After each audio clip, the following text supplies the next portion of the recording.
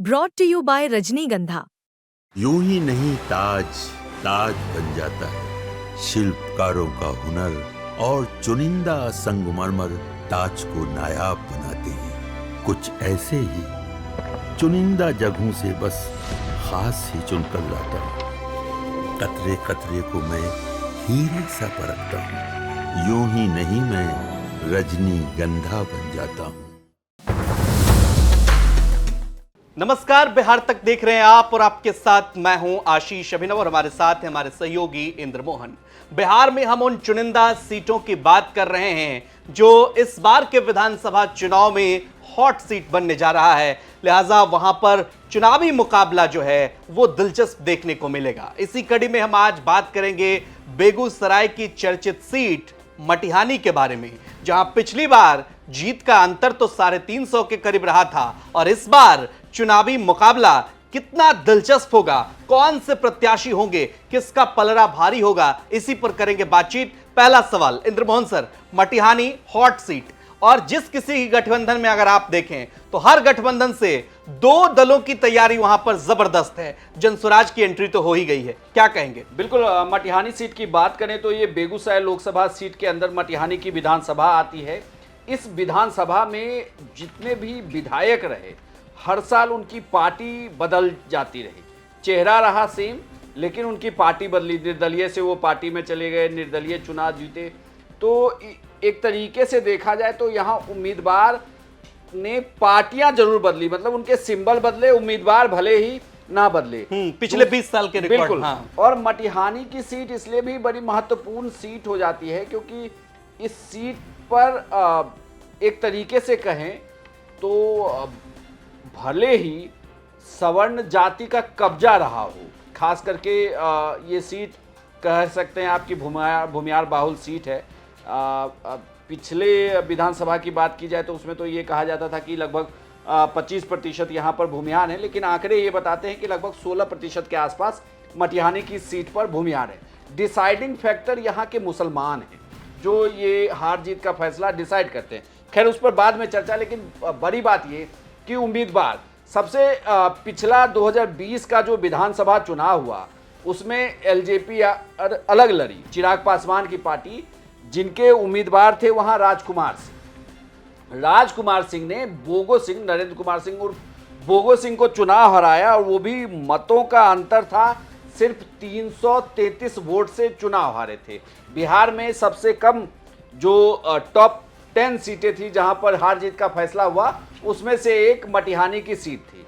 बोगो सिंह उसके बाद जब जेडीयू समीक्षा कर रही थी कि कैसे पार्टी सिमट के 44-45 के फिगर पर आ गई, तो उस समीक्षा में बोगो सिंह जब बाहर निकले थे तो उन्होंने चिराग पासवान को जिम्मेदार ठहराया था और कहा था कि ये जानबूझकर उनकी सीट पर हुआ है। उसके बाद बोगो सिंह लगातार पिछले 4 साल से फील्डिंग करते रहे, बल्कि 5वें साल आकर उनको एक जगह मिल गई है। अब वो आरजेडी के सिंबल पर चुनाव लड़ सकते हैं क्योंकि उनकी मुलाकात हुई है तेजस्वी यादव से। तेजस्वी यादव से मुलाकात के बाद ये उन्होंने दावा किया है कि महागठबंधन के वो उम्मीदवार होंगे, आरजेडी के वो उम्मीदवार। आरजेडी की तरफ से ये सीट, महागठबंधन की तरफ से ये सीट आरजेडी को जा सकती है, लेकिन समस्या वहां ये भी है कि वहां लेफ्ट का भी दावा है। उस सीट पर लेफ्ट के अच्छे खासे वोटर रहे। वहां मुकाबला जब त्रिकोणीय हुआ तो सबको वोट पिछली बार भी बराबर ही, बिल्कुल बराबर। राजेंद्र सिंह सीपीएम के कैंडिडेट थे और वो भी करीब 600 मतों से पीछे रह गए, वो चुनाव हारे हैं। तो ये मतों का अंतर बराबर रहा है, लेकिन अब लेफ्ट उस सीट को छोड़ेगी। ये कहा जा रहा है कि तेजस्वी से बोगो सिंह की मुलाकात जो हुई, नरेंद्र कुमार सिंह और बोगो सिंह से, उस मुलाकात में ये तय कर दिया गया कि सीट आरजेडी को जाएगी। इनको जो वादा किया गया, अब देखना है कि चुनाव में क्या होता है। लेकिन वहीं दूसरी ओर इस सीट पर घमासान इसलिए भी मचता हुआ दिख रहा है क्योंकि राजकुमार सिंह चुनाव जीते एलजेपी से, पूरे बिहार में इकलौते विधायक बने एलजेपी के कोटे से, लेकिन चुनाव जीतने के बाद वो चले गए जेडीयू में। उन्होंने नीतीश कुमार का दामन थाम लिया, अशोक चौधरी उन्हें लेकर जेडीयू में गए। कहा जाता है कि ये दिल्ली की दोस्ती है, तो दिल्ली की दोस्ती बिहार में दिखी और राजकुमार सिंह जेडीयू का हिस्सा हो गए। लेकिन अब जब 2025 के विधानसभा चुनाव में सीट शेयरिंग की चर्चा चल रही है तो कहा जा रहा है कि चिराग पासवान ने जो लिस्ट सौंपी है उस लिस्ट में मटिहानी विधानसभा का जिक्र है। यानी कि चिराग पासवान चाहते हैं कि जो सीट 2020 में उनकी जीती हुई थी, एकमात्र सीट ये थी जो जीती हुई थी, तो ये सीट वो किसी भी कीमत पर नहीं छोड़ेंगे। यानी अगर ये चिराग के खाते में जाता है तो यहां राजकुमार सिंह के लिए मुश्किल होगी। ये कहा जा रहा है कि चिराग पासवान इस सीट से इंदिरा देवी को उम्मीदवार बनाना चाहते हैं, उन्हें वो चुनाव लड़ाना चाहते हैं और इसके लिए उन्होंने कहा है कि जो लिस्ट एलजेपीआर ने अपने सीटों की सौंपी है, जो हमारे सूत्र कहते हैं, उसमें मटिहानी की सीट है और ये सीट वो जरूर लड़ना चाहते हैं क्योंकि हर फॉर्मूले से ये सीट उनके कब्जे में जाता हुआ दिख रहा है। चाहे आप बात इस फॉर्मूले से करें कि भाई इसके पहले ये सीट किसके पास थी, तब भी उनके पास थी, तो इसलिए ये दावा किया जा रहा है कि वहां ये उम्मीदवार हो सकते हैं। अब इस सीट को लेकर इसलिए भी ये सीट महत्वपूर्ण हो जाती है क्योंकि जब जीत हार का अंतर इतने कम मतों का था, लेकिन इसमें एक गौर करने वाली बात है कि इस बीच में 2025 का लोकसभा चुनाव भी हुआ है।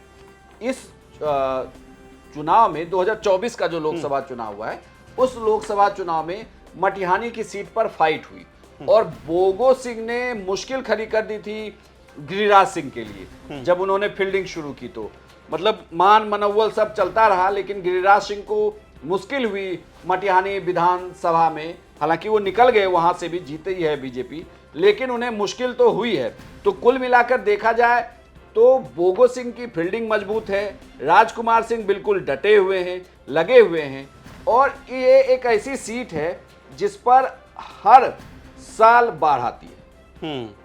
बिल्कुल, लेकिन सवाल ये है जो हमने शुरू में भी कहा कि अगर देखिए राजकुमार सिंह का दावा है, चूंकि वो भी मुख्यमंत्री से मिलकर आप सोशल मीडिया पर वो तस्वीरें खूब वायरल हुई, मुख्यमंत्री से मिलकर मटिहानी की जनता को आश्वस्त कर रहे हैं अगले 5 साल के लिए। बोगो सिंह तेजस्वी यादव से मिलकर खुद को मटिहानी का बेटा बताते हैं।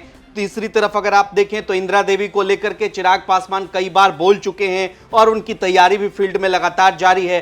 लेफ्ट चूंकि वो कह रहा है कि हमने इस सीट पर चुनाव लड़ा था, हम तो कम ही सीट पर चुनाव लड़ते हैं, 600 का अंतर है, हमने उस तरह से चुनाव लड़ा भी नहीं, तब भी हमें इतनी बड़ी संख्या में मतदाताओं ने साथ दिया। इस बार तो हम सहयोगी दलों के साथ हैं और मजबूती से चुनाव लड़ रहे हैं। और दूसरी तरफ जनसुराज का भी अगर आप देखें तो वो भी एक बड़ा फैक्टर वहां पर बनता दिख रहा है। चूंकि आपने सवर्ण वोटों का जिक्र किया, तो ये चतुष्कोणीय मुकाबला आपको नहीं लगता कि दोनों ही गठबंधन को अपने अपने सहयोगियों को मैनेज करना, अगर आरजेडी के खाते में ये सीट जाती है तो वहां पर सीपीएम नाराज होगी, दूसरी तरफ अगर आप एलजेपी के खाते में जाती है तो राजकुमार सिंह का टिकट कट सकता है, तमाम तरह की मुश्किलें हैं। देखिए, इसका समाधान ये बताया जा रहा है कि भले ही ये दोनों तरफ से दो इसके दावेदार हैं जिन्हें ये सीट भी चाहिए, पार्टियां भी और कैंडिडेट भी, लेकिन ये कहा जा रहा है कि चुनाव के वक्त ये हो सकता है कि सिंबल कोई और हो और उम्मीदवार, जो मटिहानी का इतिहास कहता है कि फिर से कैंडिडेट वही रहे, सिंबल बदल जाए। अगर बोगो सिंह तीर छाप की जगह इस बार लालटेन थाम रहे हैं तो राजकुमार सिंह भी तीर छाप की जगह कोई दूसरा सिंबल पकड़ेंगे, ये हो सकता है। इसके लेकर भी चर्चा है कि ठीक है, अगर नीतीश कुमार से मुलाकात हुई, उन्हें कह दिया गया है कि वो चुनाव लड़ेंगे, तो ये भी हो सकता है कि वो पार्टी के पास चली जाए और कैंडिडेट बदल जाए, कैंडिडेट को इधर आना होगा।